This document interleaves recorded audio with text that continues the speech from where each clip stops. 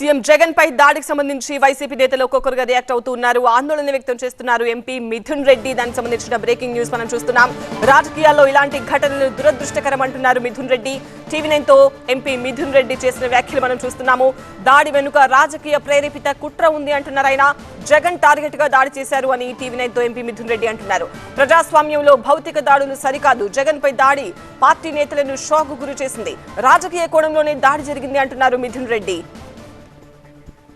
మిథున్ రెడ్డి వ్యాఖ్యల పూర్తి సారాంశం టీవీ9 కరెస్పాండెంట్ వసంత్ అందిస్తారు.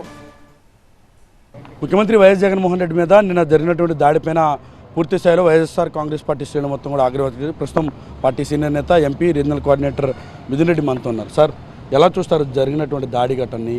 ప్రస్తుతం పూర్తిగా రాజకీయ కోణం ఇందులో ఉందని మన పార్టీ ఆరోపిస్తోంది. దీనిపైన ఉన్నత స్థాయి విచారణను మీరు డిమాండ్ చేస్తున్నారు. ఇది అంటే చాలా హేయమైన చర్య. ఇలాంటి చర్యలు రాజకీయాల్లో ఎవరు కూడా పాల్పడకూడదు. హింసకు ఎప్పుడు కూడా రాజకీయాల్లో తావులేదు.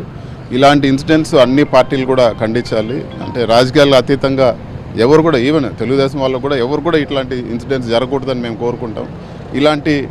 ఎప్పుడు ఇలాంటి ఇన్సిడెంట్స్ జరుగుతాయంటే రెచ్చగొట్టి మీరు గొడవలు చేయండి, మేము ఉన్నాము, మీరు ఏం చేసినా పర్వాలేదు, మీరు ఎన్ని కేసులు పెట్టుకున్నా అండి, ఇలాంటి మాటలు మాట్లాడడం వల్ల ఇలాంటి చర్యలన్నీ కూడా జరుగుతాయని చెప్పి పూర్తిగా రాజకీయ కోణం ఉందని మనం భావించాలా? ఎందుకంటే ఎన్నికల కోడ్ వచ్చిన నాటి నుంచి ఈ ఎలక్షన్కి సంబంధించి క్యాంపెయిన్లో సార్ పాల్గొంటున్నప్పటి నుంచి కూడా వరుసగా కొంత అగ్రెసివ్గా పొలిటికల్ కామెంట్స్ కూడా నడుస్తున్నాయి. సో ఆ కోణంలోనే ఈ దాడి జరిగిందని మనం భావించాల్సి ఉంటుంది. మీరు ఒక్కటి ఎప్పుడు కూడా జగన్మోహన్ రెడ్డి గారు చంద్రబాబు నాయుడు గారిని ఏకవచనంతో కానీ లేకపోతే వాళ్ళు తిట్టినట్లు ఎప్పుడు కూడా చెడ్డ మాటలు మాట్లాడారు. చంద్రబాబు నాయుడు గారు అని ఒక గౌరవంగానే ఎప్పుడు మాట్లాడినారు.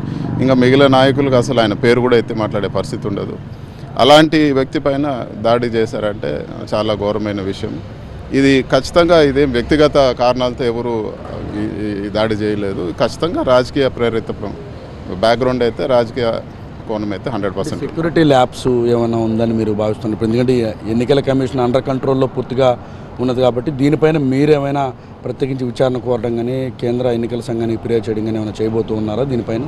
అంటే ఇది ఇంకా పార్టీ చూసుకుంటుంది. బట్ డెఫినెట్గా ఇలాంటి ఇన్సిడెంట్ జరగకూడదు అని చెప్పి అయితే మాత్రం నేను భావిస్తాను. ఎలా చూడాలి? 2019 ఆయన పాదయాత్ర చేస్తున్నటువంటి క్రమం, 2024 ఇప్పుడు కూడా బస్సు యాత్ర చేస్తున్నటువంటి క్రమాన్ని పూర్తిగా హత్యాయత్నం చేసే ప్రయత్నంలో భాగంగా ఇదంతా జరుగుతుందని మనం భావించాల్సి ఉంటుంది. పార్టీ శ్రేణులు ఒక్కసారిగా షాకు గురయ్యి ఈ ఘటన చూడగానే.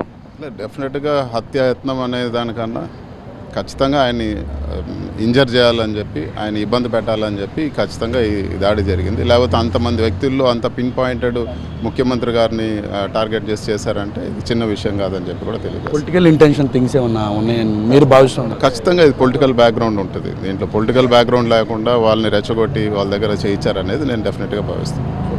ఇది పార్టీకి సంబంధించి ఇప్పటికే ఏ రకంగా ముందుకు వెళ్ళాలని దానిపైన సమాలోచనలు జరుపుతూ ఉన్నాం. దీనిపైన ఎంతటి ఎవరున్నా కూడా దోషులు వారిని కఠినంగా శిక్షించాలంటూ కూడా ఎంపీ మిథున్ రెడ్డి డిమాండ్ చేస్తున్నారు. ఇప్పటికే పార్టీ మొత్తం కూడా ఈ విషయంలో ఎలా ముందుకు వెళ్ళాలనే దానిపైన సమాలోచన జరుపుతున్నాం కాబట్టి దీనిపైన సుదీర్ఘ విచారణ జరపాలి. ఖచ్చితంగా రాజకీయ కోణంలోని దాడి జరిగినట్టు కూడా తాము భావిస్తున్నట్టు కూడా ఆయన చెప్తారు. కెమెరా పర్సన్ నరసింహతో వసంత్.